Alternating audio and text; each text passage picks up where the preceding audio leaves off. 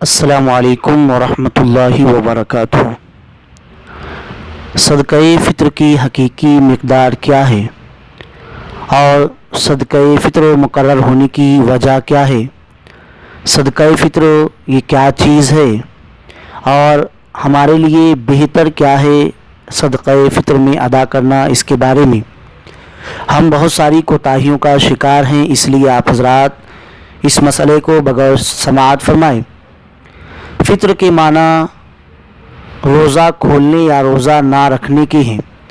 شرعی اصطلاح میں اس صدقے کا نام صدقہ فطر ہے جو ماہ رمضان شریف کے ختم ہونے پر روزہ کھل جانے کی خوشی اور شکریہ کے طور پر ادا کیا جاتا ہے۔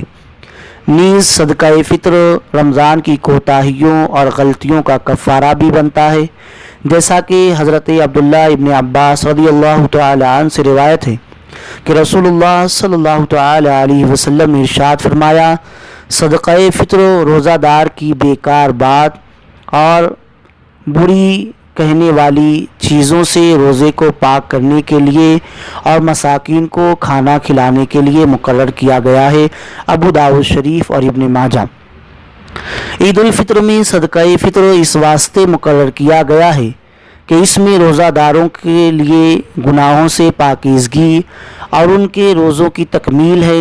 نیز مالداروں کے گھروں میں تو اس روز عید ہوتی ہے، مختلف قسم کے پکوان پکتے ہیں، اچھے کپڑے پہنے جاتے ہیں، جبکہ غریبوں کے گھروں میں بوجہ غربت اسی طرح روزے کی شکل موجود ہوتی ہے۔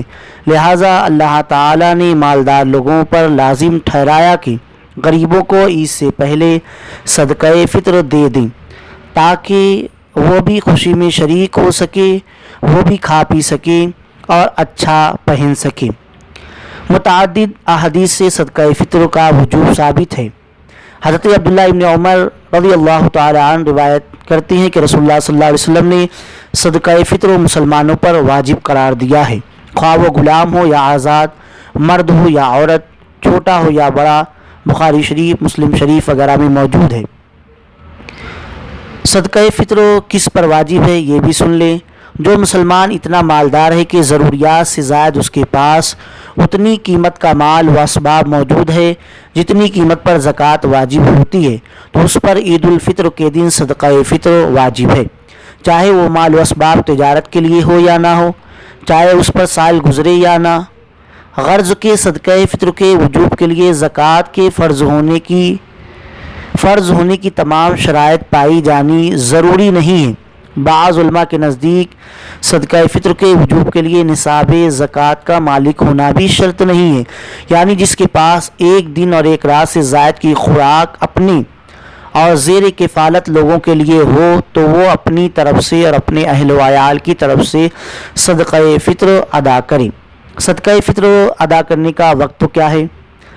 عید الفطر کے دن صبح صادق ہوتے ہی یہ صدقہ واجب ہو جاتا ہے، لہٰذا جو شخص صبح صادق ہونے سے پہلے ہی انتقال کر گیا تو اس پر صدقہ فطر واجب نہیں، اور جو بچہ صبح صادق سے پہلے پیدا ہوا اس کی طرف سے صدقہ فطر ادا کیا جائے گا۔ اب صدقہ فطر کی ادائیگی کا وقت کیا ہے؟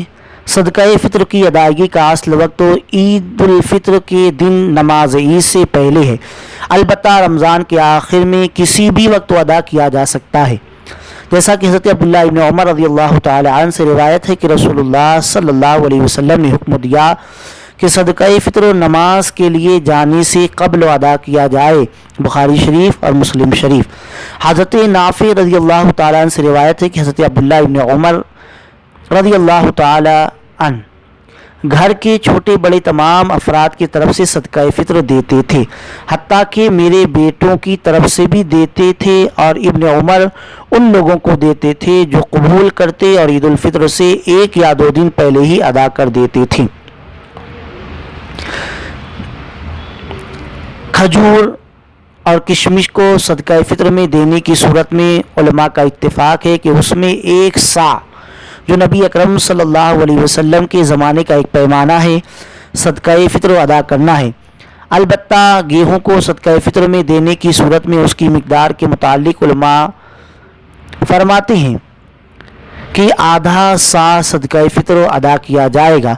हज़रत उस्मान, हज़रत अबू हुरैरा, हज़रत जाबिर, हज़रत अब्दुल्लाह इब्न अब्बास, हज़रत अब्दुल्लाह इब्न ज़ुबैर और बड़े बड़े सहाबाए किराम रिज़वानुल्लाहि ताला अलैहिम अजमईन से सही सनदों के साथ गेहूँ में आधा सा मरवी है।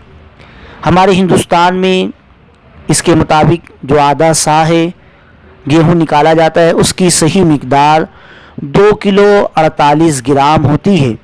और हमें चाहिए कि 2 किलो 48 ग्राम हम इसके वज़न के मुताबिक गेहूँ दें, या खजूर या किशमिश या मुनक्का या पनीर, या इसकी कीमत भी हम दे सकते हैं।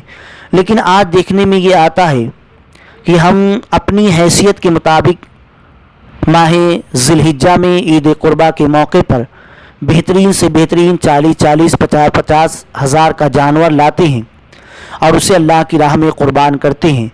यहाँ पर सदक़े फ़ित्र का मसला भी बिल्कुल ऐसा ही है कि हमें इसमें भी अपनी इस्तेताअत और अपनी ताकत के मुताबिक सदक़े फ़ित्र अदा करना चाहिए।